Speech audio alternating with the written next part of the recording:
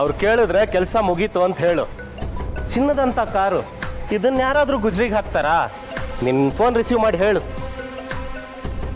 Hello madam. Call receive ಮಾಡೋಕ್ಕೆ ಎಷ್ಟೊತ್ತು ನಿಮಗೆ? ನಾನು ಹೇಳಿದ ಕೆಲಸ ಏನಾಯ್ತು? ಆ ಕಾರ್ನ ಬೇರೆ ಕಡೆ ಸಾಗಿಸಿ ಸ್ಕ್ರ್ಯಾಪ್ ಮಾಡಿ ಅಂತ ಹೇಳಿದ್ದೆ. ಏನು ಮಾಡ್ತಿದ್ದೀರಾ ನೀವು?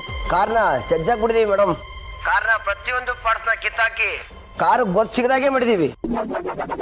Very good. ಈಗ ಸಮಾಧಾನ ಆಯಿತು. ಮುಂದೇನು ಮಾಡಬೇಕು ಅಂತ ನಾನು ಹೇಳ್ತೀನಿ. ಆ ಕಾರ್ ಪಾರ್ಟ್ಸು ಯಾರ ಕೈಗೂ ಸಿಗಬಾರ್ದು. ಎಲ್ಲಾದರೂ ಹೂತಾಕ್ಬಿಡಿ, ಇಲ್ಲ ಸುಟ್ಟು ಹಾಕ್ಬಿಡಿ. ಒಂದೇ ಕಾಲ್ನಲ್ಲಿ ಕಾರ್ನ ಉಳಿಸ್ಕೊಬಿಟ್ಟಲ್ಲ ಗುರು, ಸೂಪರ್ ನೀನು.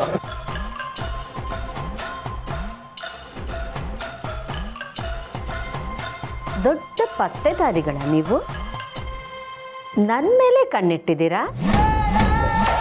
ಹೋಗಿ ಹೋಗಿ, ನೀವು ಎಲ್ಲೇ ಹೋದ್ರೂ ಆ ಕಾರ್ ಸಿಗಲ್ಲ. ಊರೆಲ್ಲ ಸುತ್ತಾಡಿ ಬರೀ ಕೈಲಿ ವಾಪಸ್ ಬರ್ತೀರಾ ಅಷ್ಟೆ.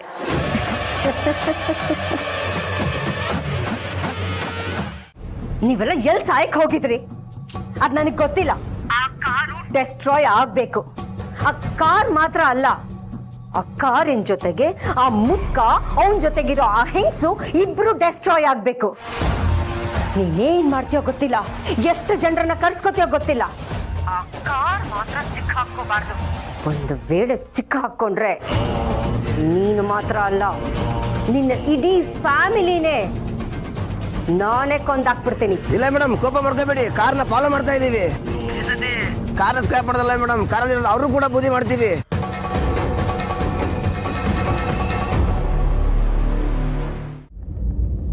ಇನ್ಸ್ಪೆಕ್ಟ್ರ್ ಕಾಲ್ ಮಾಡಿದ್ದೆ. ಅವರು ಕಾರ್ ಸಿಗ್ತಿಲ್ಲ, ಬರೀ ಡೆಂಟ್ ಆಗಿರೋದನ್ನೇ ಇಟ್ಕೊಂಡು ಆ ಕಾರನ್ನು ಪತ್ತೆ ಮಾಡೋದು ಕಷ್ಟ ಆಗುತ್ತೆ ಅಂತ ಹೇಳ್ತಿದ್ದಾರೆ. ಅವ್ರ ಪ್ರಯತ್ನ ಅವ್ರು ಮಾಡ್ತಿದ್ದಾರೆ. ನಮ್ಮ ಹತ್ರ ಜಾಸ್ತಿ ಟೈಮ್ ಇಲ್ಲ. ಕೋರ್ಟಲ್ಲಿ ಮತ್ತೆ ಕಾಲಾವಕಾಶ ಕೇಳೋದು ಕಷ್ಟ ಆಗುತ್ತೆ ಅಂತ ಲಾಯರ್ ಹೇಳ್ತಿದ್ದಾರೆ. ನಮ್ಮ ಹತ್ರ ಇರೋ ಟೈಮಲ್ಲಿ ಆ ಕಾರ್ ಸಿಗಬೇಕು, ಇಲ್ಲಾಂದರೆ ನಿಧಿನ. ಡ್ಯಾಡ್, ಆತಂಕ ಪಡಬೇಡಿ. ನಾನು ಆ ಪ್ರೈವೇಟ್ ಡಿಟೆಕ್ಟಿವ್ನ ಮೀಟ್ ಮಾಡಿದೆ. ಅವರು ಆ ಕಾರ್ನ ಹುಡುಕ್ತಿದ್ದಾರೆ. ಏನೋ ಗೊತ್ತಾಗ್ತಿಲ್ಲ.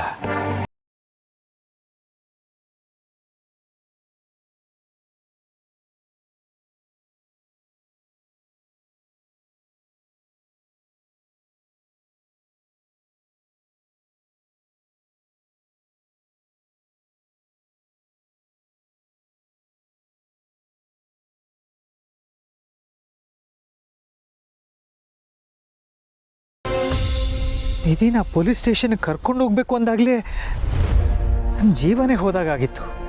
ಪುಟ್ಟ ಕಂದ ಅವಳು. ಅವಳಿಗೆ ಯಾವುದೇ ಥರದ ಕಷ್ಟ ಬರೆದಿರೋ ಹಾಗೆ ನಾವು ನೋಡ್ಕೊಂಡಿದ್ದೀವಿ. ಅಂಥದ್ರಲ್ಲಿ ಅಷ್ಟು ದೊಡ್ಡ ಶಿಕ್ಷೆನ ಅವಳು ಅನುಭವಿಸ್ತಾಳ? ಅಪ್ಪ, ಹಾಗೆಲ್ಲ ಯೋಚನೆ ಮಾಡಬೇಡಿ. ಅಂಥದ್ದು ಏನೂ ಆಗಿಲ್ಲ. ನಿಧಿ ಆಗಲಿ ಸಮರ್ಥ ಆಗಲಿ ಆಕ್ಸಿಡೆಂಟ್ ಮಾಡಿಲ್ಲ.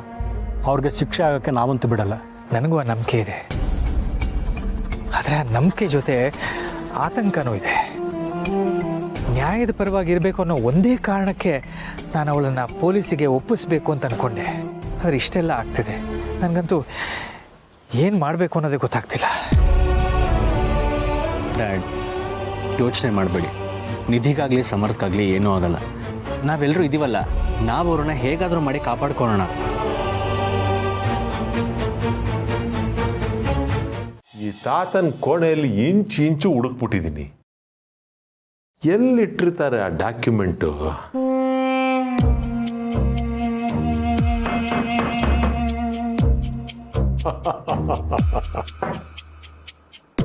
ಇದು ಲಾಕ್ ಆಗಿದೆ ಅಂದ್ರೆ ಮೋಸ್ಟ್ಲಿ ಆ ಡಾಕ್ಯುಮೆಂಟ್ ಇಲ್ಲೇ ಒಳಗಿರ್ಬೇಕು.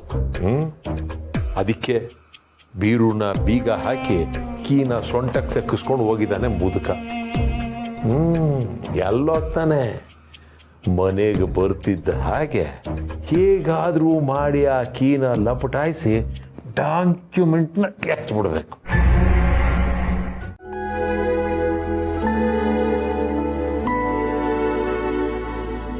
ಅಮ್ಮ, ನನಗಿದೆಲ್ಲ ನಂಬಕ್ಕೆ ಆಗ್ತಿಲ್ಲ. ನೀನು ಯಾಕೆ ಇಂಥ ಪರಿಸ್ಥಿತಿಯಲ್ಲಿ ಇಷ್ಟೊಂದು ರಿಸ್ಕ್ ತಗೊಂಡೆ? ನಿನಗೇನಾದರೂ ಆಗಿದ್ದಿದ್ರೆ? ನಮ್ಗೇನೂ ಆಗಿಲ್ಲ ಪಾಪು. ಮಗನಿಗೋಸ್ಕರ ತಾಯಿ ಇಷ್ಟು ಮಾಡಬಾರ್ದಾ? ನಾನು ಅದನ್ನೇ ಹೇಳ್ತಾ ಇದ್ದೀನಿ. ನೀನು ಮಗುಗೋಸ್ಕರ ಕಾಳಜಿಯಿಂದ ಇರಬೇಕು, ಇದನ್ನೆಲ್ಲ ಮಾಡಬಾರ್ದು. ಹಾಗಂದ್ರೆ ಹೇಗೋ ಆಗತ್ತೆ? ಕಣ್ಣು ಮುಂದೆನೆ ಕಾರ್ ಬಂದಿತ್ತು, ಅದನ್ನ ಬಿಟ್ಟು ಬರೋಕ್ಕಾಗ್ತಿತ್ತಾ? ಬಿಟ್ಟು ಬಂದಿದ್ರೆ ನಿನಗೆ ಶಿಕ್ಷೆ ಆಗ್ತಾ ಇತ್ತು. ಪರವಾಗಿಲ್ಲ ತಾತ, ನನಗೇನೇ ಶಿಕ್ಷೆ ಆದರೂ ಅನುಭವಿಸ್ತೀನಿ. ಆದರೆ ಅಮ್ಮಂಗೆ ಏನಾದರೂ ಹೆಚ್ಚು ಕಡಿಮೆ ಆದರೆ ನಾನು ಸತ್ಯ ಹೋಗ್ತೀನಿ ಅಷ್ಟೇ. ಬಿಡ್ತೋನು ಪಾಪು. ದಂಡ, ನಿಮ್ಮಮ್ಮ ದೊಡ್ಡ ಸಾಹಸಿ ಕಣೋ. ನಿಮಗೆಲ್ಲ ಕೈ ತೊತ್ತು ಕೊಡೋವಾಗ ಸಾಕ್ಷಾತ್ ಅನ್ನಪೂರ್ಣೇಶ್ವರಿ. ಅದೇ ದುಷ್ಟರನ್ ಕಂಡ್ರೆ ದುರ್ಗೆ. ನಿಮ್ಗಿನ್ನೂ ಸರಿಯಾಗಿ ಅವಳ ಬಗ್ಗೆ ಗೊತ್ತಿಲ್ಲ ಕಣ್ರೋ. ಗೊತ್ತು ತಾತ, ಆದರೂ ನಡಿ ತುಳಸಿ, ಬೇಕಾದಷ್ಟು ಕೆಲಸ ಇದೆ. ದಂಡ್ಪಿಳ್ಳ, ಎಲ್ಲ ಒಳ್ಳೇದಾಗತ್ತೆ ಕಣೋ. ಬೇಗ ನಿನ್ನ ಬಿಡುಗಡೆನಾಗತ್ತೆ. ಹೌದು ಪಾಪು, ಧೈರ್ಯವಾಗಿರು. ಸರಿ ಅಮ್ಮ, ನೀನು ಹುಷಾರು.